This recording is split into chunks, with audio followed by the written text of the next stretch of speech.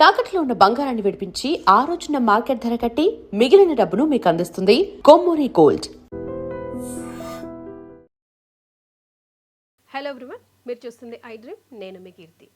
Murder, మానభంగాలు లాంటి కేసులు సిప్ నుండి సిబిఐకి చేరుకుంటున్నాయి. హైకోర్టు నుంచి సుప్రీంకోర్టు చేరుకుంటున్నాయి. ఎక్కడ న్యాయం ఎదురు కాక ఏళ్ళు సంవత్సరాలు గడుస్తున్నాక కూడా ఇదిగో మీ అస్థికలు మీకు పంపిస్తున్నాం, మా దగ్గర సమాధానం లేదు, ఇక అంత్యక్రియలు చేసుకోండి అని పంపిస్తున్నారు. ఆయిషా కేసులో అదే కదండి మనం చూసాం. అటు తర్వాత ప్రీతి సెగల్ కానివ్వండి, ప్రత్యూష కానివ్వండి, కేసులన్నీ ఇలా క్లోజ్ అయిపోతున్నాయే తప్ప బాధితుల కుటుంబానికి న్యాయం జరగట్లేదు. ఎటు వెళ్తుంది మన న్యాయ వ్యవస్థ? మనం కట్టే పన్నుల నుంచి వేతనాలు తీసుకుంటున్న వారు మన పక్కన నుంచొని మనకెందుకు సమాధానం ఇవ్వలేకపోతున్నారు? ఎక్కడ జరుగుతుంది ఈ అన్యాయం? ఎందుకు జరుగుతుంది ఈ అన్యాయం? ఇక దీనికి ఒక ఫుల్ స్టాప్ అంటూ లేదా? ఇలా కేసులు మూసుకుంటూ వెళ్ళిపోయి నోర్లు మూస్తారా? అంటే అవతల వాళ్ళకు ఒకవేళ పొలిటికల్ బలం ఉండవచ్చు కాక, వాళ్ళది పవర్ మాత్రమే కదండి. అవతల వాళ్ళది ప్రాణం. ప్రాణం విలువ లేదా పవర్ ముందు? ఎందుకు ఇలా జరుగుతున్నాయి? ఎక్కడికి వెళ్తుంది మన న్యాయ వ్యవస్థ? ఎప్పటికీ ఇలా ఎన్ని రోజులు కళ్ళకు గంతలు కడుతూనే ఉంటారు? ఎంతమంది ఆడపిల్లల ప్రాణాలు తీసుకుంటూ ఉంటారు, బలవుతూ ఉంటాయి? ఈ విషయంపై మనతో చర్చించడానికి ప్రముఖ అడ్వకేట్ పార్వతి గారు ఉన్నారు. నమస్తే మేడం. నమస్తే అమ్మా. నిజంగా మాట్లాడుతున్నప్పుడు చెప్తున్నప్పుడు చాలా బరువుగా అనిపిస్తుంది మేడం. ఎందుకంటే ఎన్నోసార్లు ఎన్నో ఏళ్ళగా ఎన్నో కేసుల గురించి మనమే చర్చించుకున్నాం గాక. ప్రత్యూష కేసు మీద కూడా మనం ఎన్నోసార్లు మాట్లాడుకున్నాం. ఆయిషా 19 ఏళ్ళు గడిచిన తర్వాత హస్తికలు పంపిస్తున్నాం, అంత్యక్రియలు చేసుకుంటే ఆ కుటుంబం ఏమైపోవాలి మేడం? ఒక ఆయిషా కేసు అనే కాదు, ప్రీతిదైనా ప్రత్యూష కేసు అయినా, ఇవన్నీ ఇప్పుడు మళ్ళీ వెలికి వచ్చాయి కాబట్టి మళ్ళీ హాట్ టాపిక్గా మాట్లాడుకోవాల్సి వస్తుంది. కానీ ఇవి కూడా ఫ్యామిలీలు గట్టిగా నిలబడి పోట్లాడుతున్నాయి కాబట్టి మాట్లాడుకోవాల్సి వస్తుంది. కానీ కుక్కిపెట్టిన నోర్లు ఎన్నో ఉన్నాయి, తెరవలేక అక్కడికక్కడే మూతపడుతున్నాయి. అవునండి. దీనంతా ఎలా చూస్తారు మేడం మీరు?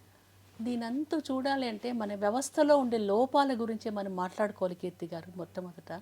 ఎందుకంటే ఇది ఒక తరుణము ఇప్పుడు ఆసన్నమైందనమాట. చాలా కేసెస్లో సిబిఐ యొక్క వైఫల్యాలే మనకు కనిపిస్తున్నాయి. సిబిఐ వైఫల్యాలు కానివ్వండి, ప్రాసిక్యూషన్ వైఫల్యాలు కానివ్వండి, ఇన్వెస్టిగేటింగ్ ఆఫీసర్స్ ఐఓస్ వైఫల్యాలు కనిపిస్తూ ఉన్నాయి. వీటి గురించి కూడా గౌరవ సుప్రీంకోర్టు కానివ్వండి, హైకోర్టు కానివ్వండి, అనేక సందర్భాల్లో వాళ్ళకి అక్షింతలు వేసి వాళ్ళని విమర్శించి ఇలా చేయడం సబబు కాదు, మీరు అనవసరంగా ఉండేటటువంటి నిర్దోషులైన వ్యక్తులను నేరస్తులుగా చిత్రీకరించేటటువంటి ప్రయత్నాలు చేస్తున్నారు, సరైన సాక్ష్యాధారాలు సాంకేతిక ఆధారాలు సేకరించడంలో పొరపాటు వహిస్తున్నారని చెప్పేసి మొటికాయలు వేయడం జరిగిందండి. కాకుంటే ఇది మనం సమాజంలో మార్పు రావాలి అంటే ఇదే ఒక సమయం వచ్చిందని చెప్పేసి మనం భావించాలి. న్యాయ కోవిదులు కానివ్వండి, మేధావులు కానివ్వండి, సామాజిక కార్యకర్తలు కానివ్వండి, అందరూ కూడా ఒక్కసారి విశ్లేషణ చేసుకొని ఈ న్యాయ వ్యవస్థ పటిష్టతకు మనం అందరం కూడా గళమెత్తి చాటవలసినటువంటి సమయం ఆసన్నమైంది. ఇందాక మీరు చెప్పినట్లు ప్రత్యూష కేసు కానివ్వండి, ఆయేషా మీరా కేసు కానివ్వండి, మనం గత 20 సంవత్సరాలుగా పదే ప్రోగ్రామ్స్ చేసుకుంటూనే ఉన్నాము. ఆ తల్లులు ఎక్కే గడప దిగే గడపలో ఉంటున్నారే తప్ప చిట్ట చివరకు వారి మనసులకు ఏమి కూడా శాంతి లభించలేదు, వారి పిల్లల ఆత్మకు కూడా శాంతి లభించలేదని మనం నిర్ద్వందంగా చెప్పుకోవచ్చమ్మా.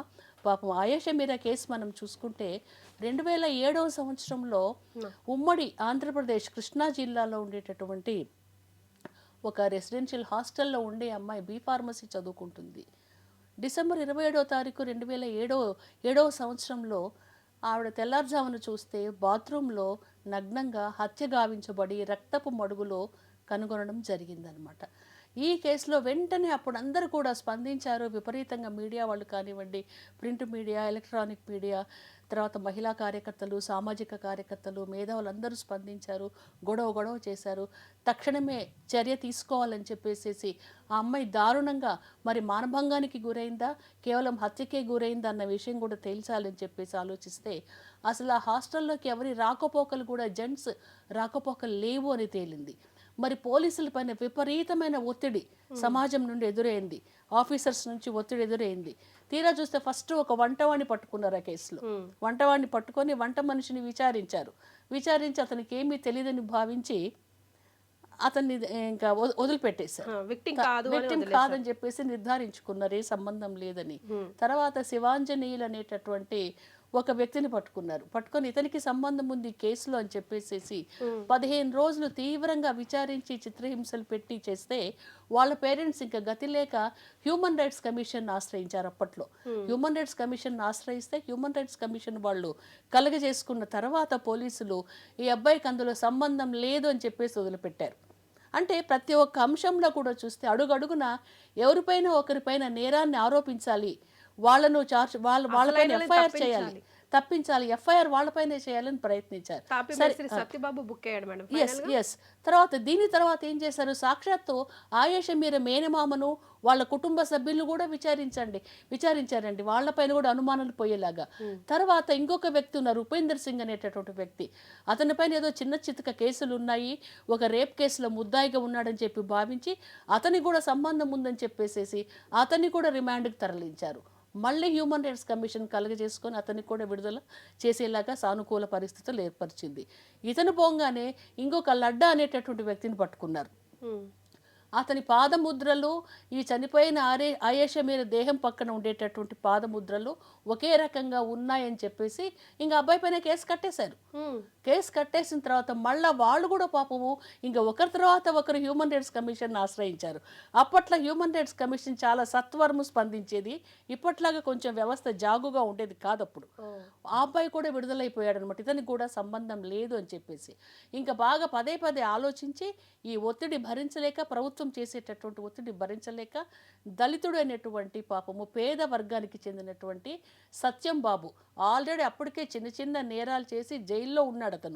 అతని తీసుకొచ్చి అతని పైన నేరాన్ని ఆరోపించి అతని చిత్రహింసల పాలు చేసి అతని పైన ఎఫ్ఐఆర్ చేసి జైలుకి పంపడం జరిగిందనమాట. పంపించిన తర్వాత 2008వ సంవత్సరంలో మహిళా సెషన్స్ కోర్టులోకి వెళ్ళింది కేసు.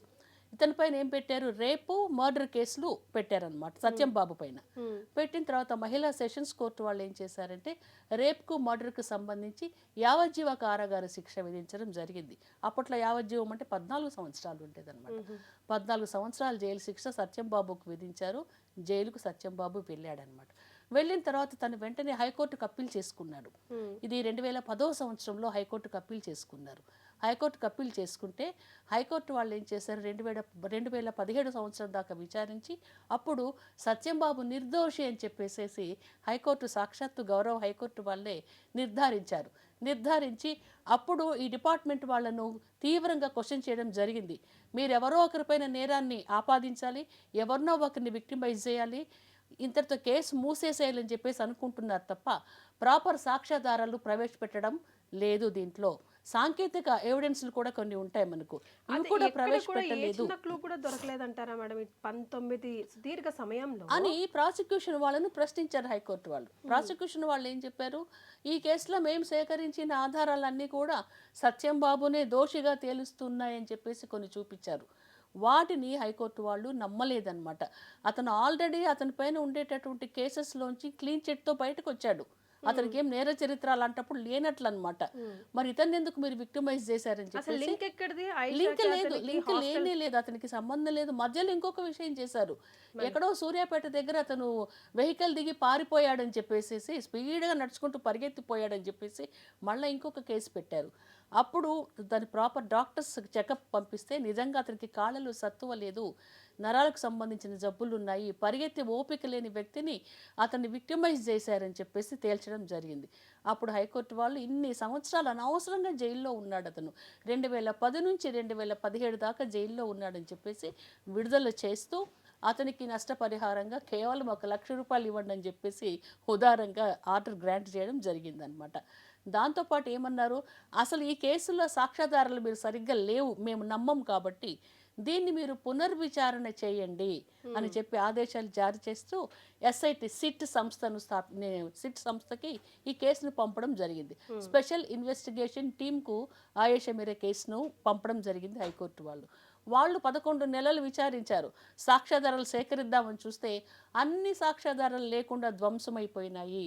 అంటే సాక్ష్యాధారాలు తారుమారైపోయినాయి, సాక్ష్యాధారాలు మాయమైపోయినాయి అనమాట. వాళ్ళు సిట్ వాళ్ళు కూడా హైకోర్టు వాళ్ళ ముందు రిపోర్టు వేసి చేతులు ఎత్తేసారు. మేమేం చేయలేము, సాక్ష్యాధారాలు లేవు, ఉన్నా కూడా తారుమారైనాయి, మేము ఏ రకంగా నేరాన్ని ఆపాదిస్తాం ఎవరిపైన కూడా అని చెప్పేసి వాళ్ళు చేతులు ఎత్తేసారు. అప్పుడు హైకోర్టు వాళ్ళు ఏం చేశారు, ఇంకా లాభం లేదని సిబిఐ వాళ్ళకు పంపించారు. సెంట్రల్ బ్యూరో ఆఫ్ ఇన్వెస్టిగేషన్ సంస్థకు పంపిస్తే వాళ్ళు కూడా విచారించి ఈ ఫిబ్రవరి నెలలోనే తేల్చి మా దగ్గర ఎలాంటి సాక్ష్యాధారాలు లేవు, ఈ ఇన్సిడెంట్ జరిగి దాదాపు 19-18 సంవత్సరాలు జరిగింది, ఇంకా మేము సేకరించే పరిస్థితుల్లో లేమని చెప్పేసి సాక్షాత్తు సిబిఐ డిపార్ట్మెంట్ వాళ్ళే ఆ కేసును క్లోజ్ చేయడం జరిగిందనమాట. క్లోజ్ చేయడం జరిగితే పాపం ఇంకా న్యాయమూర్తి గారు ఏం చేస్తారమ్మా, ఆవిడ ఏమీ చేయలేరు. సాక్ష్యాధారాలు ఉంటేనే సాక్ష్యాలను బేస్ చేసుకొని జడ్జిమెంట్ ఇవ్వడం జరుగుతుంది. ఏమీ లేవు కాబట్టి వాళ్ళు ఈ పేరెంట్స్ని అడిగారనమాట, ఏమో మరి మీరు ఏం చేస్తారు, దీనిపైన ప్రొటెస్ట్ పిటిషన్ వేసుకుంటారు, అప్పీల్ వేసుకుంటారంటే పాపం చెప్పాలంటే బాధేస్తుంది కీర్తి గారు. శంషాద్ బేగం గారు, ఆయేషా మీరా తల్లి కన్నీటి పర్యంతమై మేము ఇప్పటికే మేము చాలా జీవితంలో అలసిపోయి ఉన్నామమ్మ, పెద్దవాళ్ళం అయ్యాము, మాకు ఆర్థికంగా కూడా అంత స్తోమత లేదు, మేము ఈ కేసుని ఇంతటితో ఆపేయమని చెప్పేసి అడుగుతున్నాము, మేము ఇంకా ప్రొటెస్ట్ పిటిషన్లు అప్పీల్స్ వేసుకొని మళ్ళీ తిరిగే ఓపిక ఈ వయసులో మాకు లేదు, దయచేసి మా పాప అవశేషాలను మాకు అప్పగిస్తే మా మతానుసారం మేము వాటికి అంత్యక్రియలు జరుపుకుంటామని చెప్పేసి కన్నీళ్లతో ప్రాధేయపడ్డారనమాట. ఒక పిటిషన్ వేసుకున్న తర్వాత న్యాయమూర్తి గారు ఆదేశం ఇచ్చారు. నిన్ననే ఆ అవశేషాలను వాళ్ళు పేరెంట్స్కి అప్పచెప్తే వాళ్ళ మతానుసారంగా వాటికి అంత్యక్రియలు వాళ్ళు జరుపుకున్నారనమాట. ఇది ఆయేషా మీరా కేసుతో జరిగినటువంటి విధానం. ఇంకా దీంట్లో ఏముందంటే అప్పట్లో పాపం సత్యం బాబు చాలా పెద్ద ఎత్తున వివాదాలు రేవదీశాడు. ఏంటంటే దీని వెనక రాజకీయ నాయకులు ఉన్నారండి, నన్ను అనవసరంగా ఇరికించారు, ఆర్థిక బలము, అంగబలము, రాజకీయ బలము ఉండేటటువంటి పెద్ద పెద్ద వ్యక్తులు ఉండి నన్ను విక్టిమైజ్ చేశారు, దయచేసి వాళ్ళని విచారించండి, వాళ్ళను నిందితులుగా చేర్చండి అని చెప్పేసి ఎంతోమంది గళమెత్తారు. ఎంతోమంది పబ్లిక్ ఇంట్రెస్ట్ లిటిగేషన్స్ కూడా వేసుకున్నారు, పిల్స్ వేసుకున్నారు కోర్టు ముందు. అయినప్పటికీ కూడా ఫలానా వ్యక్తి పైన మనం నేరం ఆరోపించినప్పుడు మనకు మళ్ళీ సాక్ష్యాలు కావాలి కదండి. ఆ సాక్ష్యాలు హైకోర్టు ముందు ఉంచలేకపోయేసరికి మీరు అభియోగాలు చేశారు, పలానా రాజకీయ పార్టీలకు చెందిన వాళ్ళకి దీంతో సంబంధం ఉన్నదని చెప్పేసి అనుమానిస్తున్నామని, కానీ వాళ్ళపైన మేము చర్య తీసుకోవాలి అంటే తగిన సాక్ష్యాధారాలు మాకు లేవు కాబట్టి ఈ కేసుని ఇంతటితో క్లోజ్ చేస్తున్నామని చెప్పడం జరిగిందమ్మా. అంటే పొలిటికల్ పరంగా తనకి ఏమై ఉంటుంది, ఏం లింక్ ఉంటుంది మేడం? అంటే ఆ కాలేజ్ని అప్పుడు లేకపోతే ఆ కాలేజ్ ప్రొఫెసర్స్ని ఎవరన్నా ప్రొటెక్ట్ చేయాలన్నా వాట్ కైండ్ ఆఫ్ లింక్? అట్లా కాదండి. జనరల్గా అప్పట్లో వినిపించిన వార్త ఏంటంటే అది ఒక ప్రముఖ రాజకీయ నాయకుడి కుటుంబానికి సంబంధించినటువంటి హాస్టల్. ఆ హాస్టల్లో వాళ్ళు ఆ ఫ్యామిలీ మెంబర్సే వచ్చి జల్సాలు చేసుకునేవారంట. కూర్చోవడము, మాట్లాడుకోవడము, మద్యం సేవించడము, పేకట్ ఆడుకోవడము, అలాంటి ఇల్లీగల్ యాక్టివిటీస్ చేసేవాళ్ళంట ఆ హాస్టల్లో. ఎందుకంటే వాళ్ళే ఓనర్స్. అలాంటప్పుడు ఈ పాప అది విషయం చూసిందంట. చూసి మాకు ఇక్కడ డిస్టర్బెన్స్గా ఉంటుంది మేము చదువుకోవడానికి అని చెప్పేసి ఈ అమ్మాయి వాళ్ళతో వాదోపవాదానికి దిగినట్లు, దానికి వాళ్ళకు కోపం వచ్చి ఈ అమ్మాయిని ఆ రకంగా హత్య చేసినట్లు కొన్ని వార్తలు అప్పట్లో వచ్చాయి. ఆ రాజకీయ నాయకులను కూడా పార్టీగా చేర్చండి అని చెప్పేసి అందరూ కూడా అడిగారు. కాకపోతే సరిగ్గా ఆధారాలు లేవు కాబట్టి మరి ఏం జరిగిందో అది ఇంకా వాళ్ళకే ఎరుక. వీళ్ళపైన ఎలాంటి కేసెస్ బుక్ చేయడం జరగలేదండి. కాబట్టి ఆ తల్లి యొక్క మానసిక బాధ అరణ్య రోదన అయిపోయింది. ఆ తల్లికి న్యాయం అయితే జరగలేదు. మనందరం కూడా బాధపడేటటువంటి విషయం, బాధపడదగ్గ విషయంగా మనం అనుకోవాలి. ఇది టోటల్గా ప్రాసిక్యూషన్ ఫెయిల్యూర్ అని చెప్పేసి మనం భావించాలి. అంటే ఎవరైతే నేరస్తులను పట్టుకొని, ఎవరైతే సాక్ష్యాధారాలను సేకరించి, ఎవరైతే సాంకేతిక ఆధారాలను సేకరించి వాటిని కోర్టు ముందు ప్రొడ్యూస్ చేసి ట్రయల్ సరిగ్గా నడిపించి దోషులకు శిక్ష పడేలాగా చేయడము ప్రాసిక్యూషన్ బాధ్యత. ఆ బాధ్యత వారు సక్రమంగా నిర్వర్తించలేదు అని సాక్షాత్ గౌరవ హైకోర్టు వాళ్ళు కూడా అభిప్రాయపడడం జరిగింది. పాపం వాళ్ళ అమ్మగారు కూడా నిన్న ప్రెస్ మీట్లో చెప్పారు, సిబిఐకి వెళ్తే మాకేమీ న్యాయం జరగలేదండి, ఎవరు కూడా దయచేసి వెళ్ళకండి అని చెప్పేసి. ఈ రోజు కూడా ఆవిడ పదే పదే అప్పుడు చెప్పినటువంటి మాటలు ఘంటాపదంగా చెప్తున్నారు. ఎవరిపైన అనుమానం ఉందో వాళ్ళకి ఏమీ జరగలేదు, రవ్వంత హాని కూడా వాళ్ళకి జరగలేదని చెప్పేసి బాధపడుతున్నారనమాట. కాబట్టి ఈ విషయంలో మనకు తేలిందంటే ప్రాసిక్యూషన్ వాళ్ళు, పబ్లిక్ ప్రాసిక్యూటర్స్, పోలీస్ ఆఫీసర్స్ ఒక కేసు వచ్చినప్పుడు, ఎస్పెషల్లీ ఇలాంటి అమానవీయమైనటువంటి సంఘటనలు జరిగినప్పుడు సత్వరము స్పందించాలి.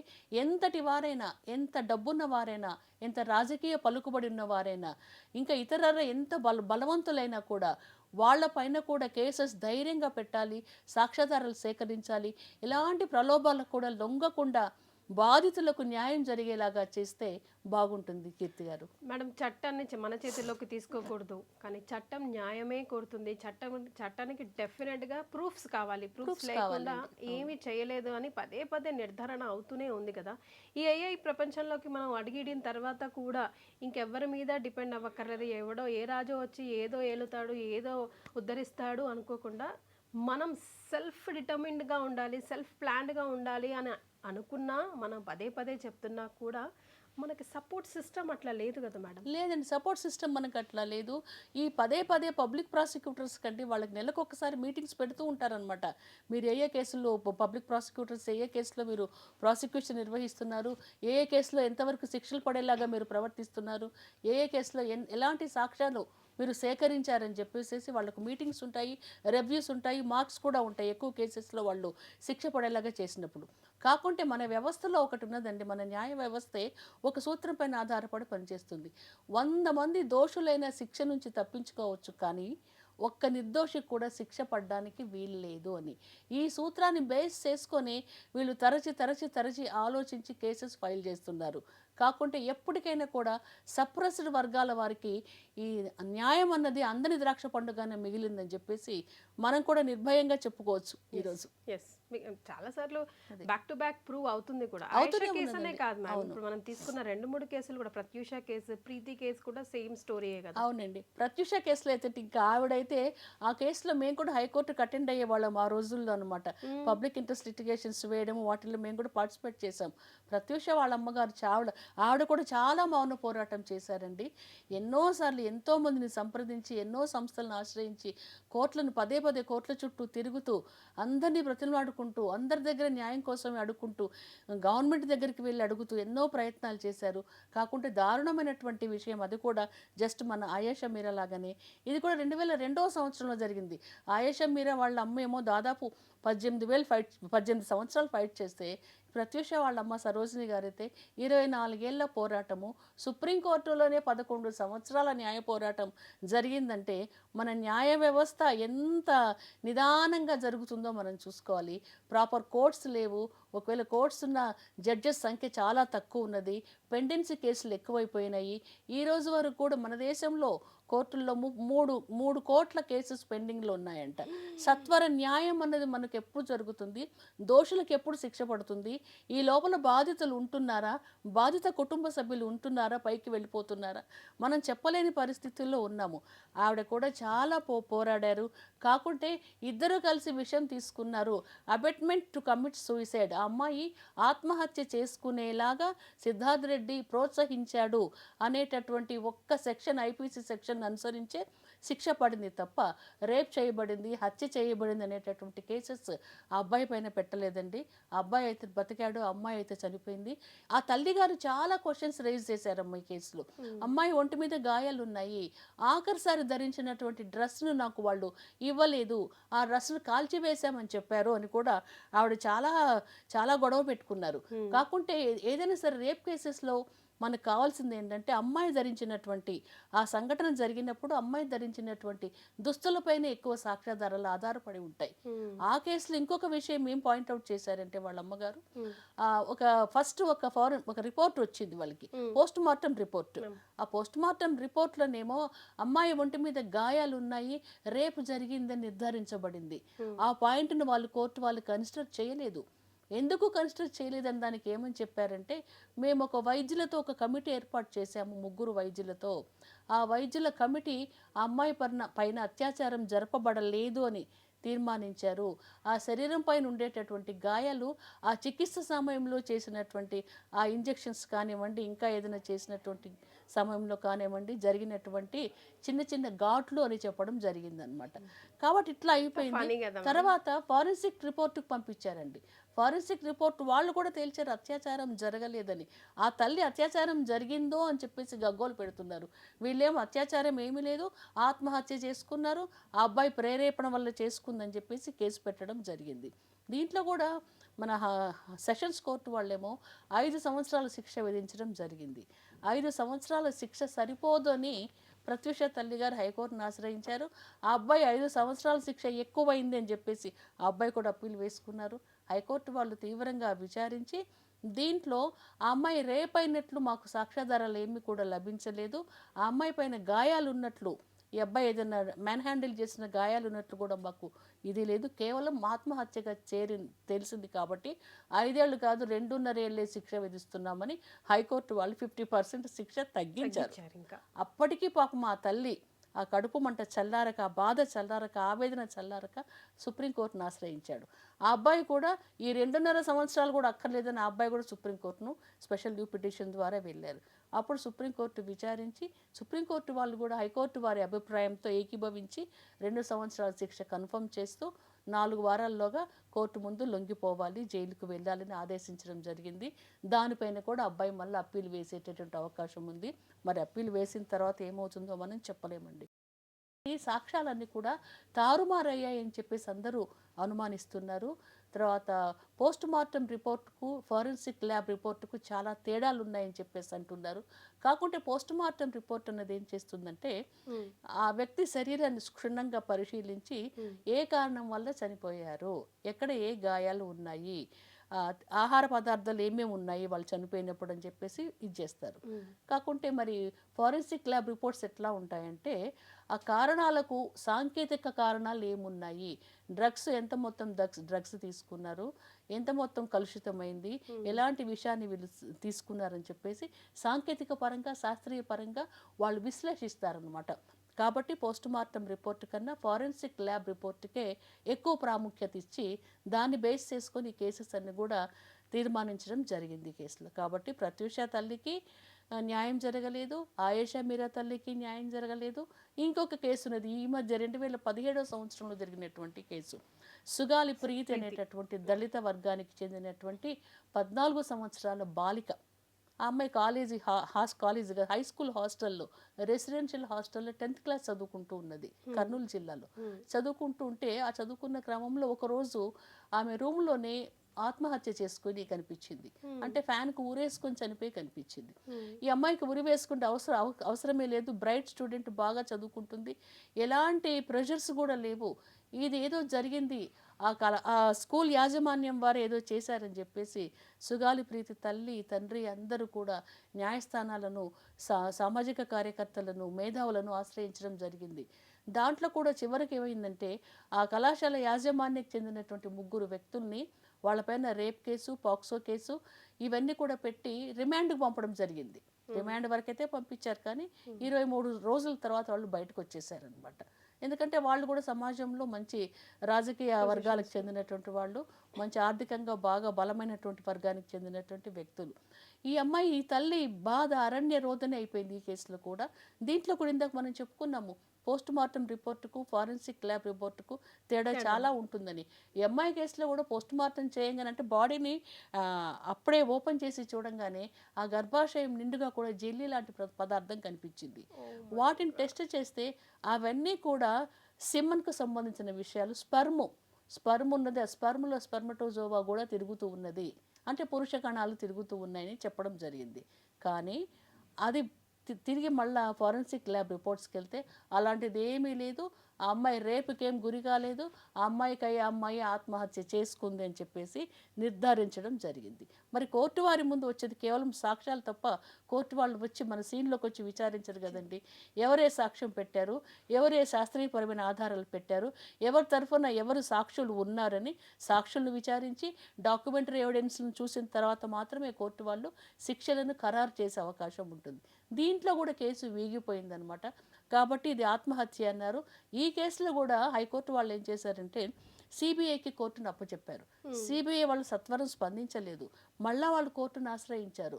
సిబిఐ వాళ్ళు సత్వరం స్పందించాలని చెప్పి హైకోర్టు వాళ్ళు ఒక ఆర్డర్ పాస్ చేశారు. సిబిఐ వాళ్ళు ఏమన్నారంటే ఇది కూడా జరిగిపోయి 2017లో జరిగిపోయింది, ఆధారాలు ఏమీ లేవు, ఆ అమ్మాయి ఆత్మహత్య చేసుకుంది, ఇంతకన్నా సాంకేతిక పరమైన ఆధారాలు తీసుకొని రావడానికి మాకు తగినటువంటి వనరులు, తగినటువంటి ఆధారాలు ఏమీ లేవని చెప్పేసి సాక్షాత్తు సిబిఐ వాళ్ళే ఈ కేసులో చేతులు ఎత్తేయడం జరిగింది. సింపుల్ మరి అయిపోయింది. ఇదంతా కూడా వ్యవస్థ లోపమే కదమ్మా, 100%. ప్రాసిక్యూషన్ లోపమే, లోపభూయిష్టమైన ప్రాసిక్యూషన్ వ్యవస్థ మనకు ఉన్నది. మరి వాళ్ళు నిజంగా ప్రలోభాలకే లోనవుతున్నారో, చూసి చూడనట్లు పోనవుతున్నారో, ఇంకా ఏవైనా విషయాలు వాళ్ళను బెదిరింపులకు లోనవుతున్నారో మనకైతే తెలియడం లేదు. ఈ 3 కేసుల్లో కూడా ఈ రకంగా వ్యవస్థ నీరుగారిపోయి ఆ తల్లుల యొక్క గర్భశోకానికి కారణమైంది. బిడ్డలు తిరిగి రారు, కనీసం వాళ్ళకి శిక్ష అయినా పడుతుందేమో అని చెప్పేసి ఇన్ని రోజులు వాళ్ళు ఆరాటపడ్డారు, కానీ వాళ్ళకి శిక్షలు కూడా పడ్డం మృగ్యమైపోయింది. మరి సో పవర్ వర్సెస్ ప్రాణం పవర్ వర్సెస్ ప్రాణం అయిందండి. కనీసం ప్రాణం పోతే పోయింది, వాళ్ళకి శిక్ష పడితే ఒక రకమైన చిన్న సాటిస్ఫాక్షన్ ఉంటుంది ఎవరికైనా సరే, ఒక చిన్న రిలీఫ్ వస్తుంది. ఆ రిలీఫ్ కూడా దొరకలేదు. ఈ లోపల వాళ్ళకి ఎంత time waste, money waste, energy waste అమ్మా. ఉద్యోగాలు చేసుకునే వాళ్ళందరూ కూడా దిగువ మధ్యతరగతి వర్గానికి చెందినటువంటి వాళ్ళే. మరి వాళ్ళకి ఏముంటుంది చెప్పండి పాపం.